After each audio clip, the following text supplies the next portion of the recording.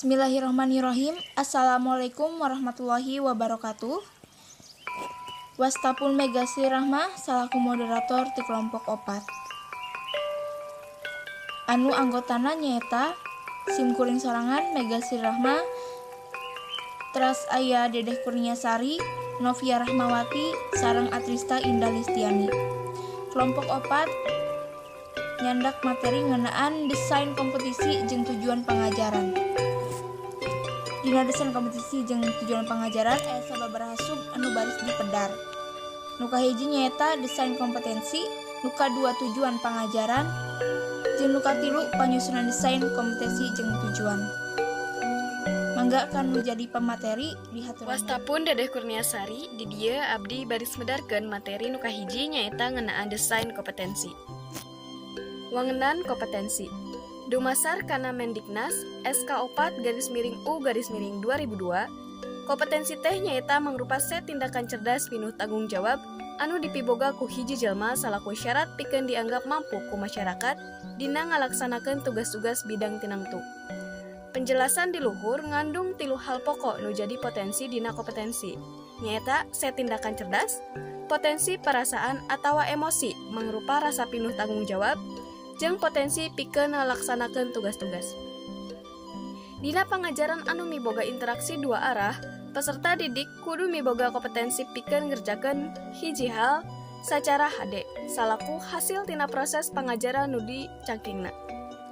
Kompetensi bisa disebut oge minangka pangawruh, katerampilan, jeung nilai-nilai anu direfleksikeun dina kebiasaan berpikir jeung bertindak.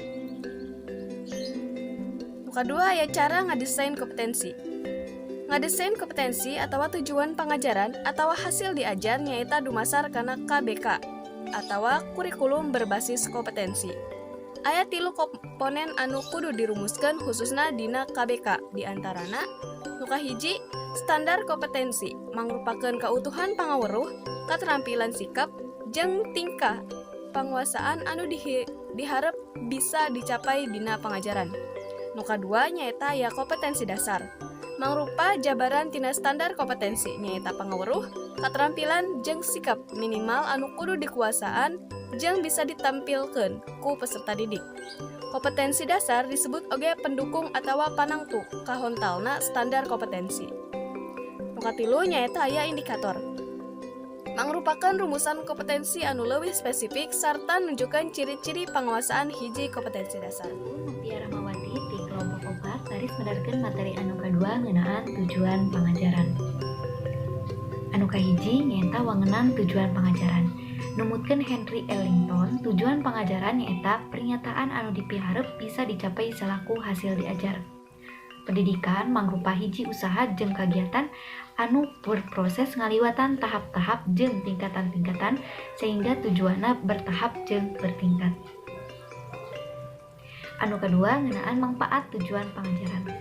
Nana Syaudi Sukmadinata ngaidentifikasikeun 4 tujuan pengajaran nyaeta anu kahiji ngagampangkeun dina ngokomunikasikeun maksud kagiatan diajar ka siswa sehingga siswa bisa ngalakukeun perbuatan diajarna leuwih mandiri.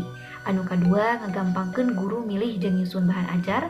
Anu katilu ngabantu ngagampangkeun guru nangtukeun kagiatan diajar jeung media pangajaran.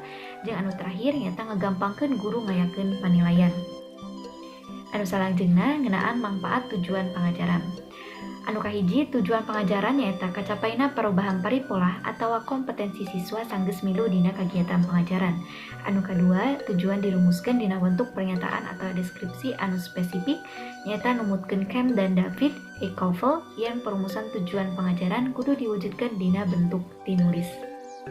Materi anu katilu nyaeta penyusunan desain kompetensi jeung tujuan pengajaran. Kompetensi standar pencapaian tujuan kurikulum. Kompetensi salaku tujuan di jerona aya sababaraha aspek, nyaeta anu kahiji pangawruh, anu kadua pamahaman, anu katilu kaparigelan, kaopat sikep, kalima minat.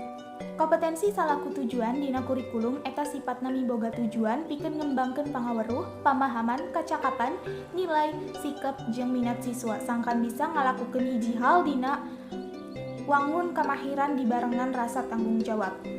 Tujuan anu bakal dicapai dina kompetensi ieu nyaeta kumaha mere pamahaman jeung pengawasan materi sangkan bisa mengaruhan kana cara bertindak jeung mikirna dina kahirupan sapopoe. Panyusunan desain kompetensi jeung tujuan pengajaran. Nu kahiji, kudu dipertimbangkan sawatara aspek anu aya patalina proses pengajaran eta. Panyusunan ieu kudu disaluyukeun jeung tabiat ilmu anu bakal dikembangkeun. Anu kadua, ayana profil lulusan program studi oge ngabantu pikeun ngagampangkeun dina ngadesain kompetensi. Anu katilu, dina kurikulum anu berorientasi kana pencapaian kompetensi tujuan anu kudu dicapai ku siswa dirumuskeun dina bentuk kompetensi.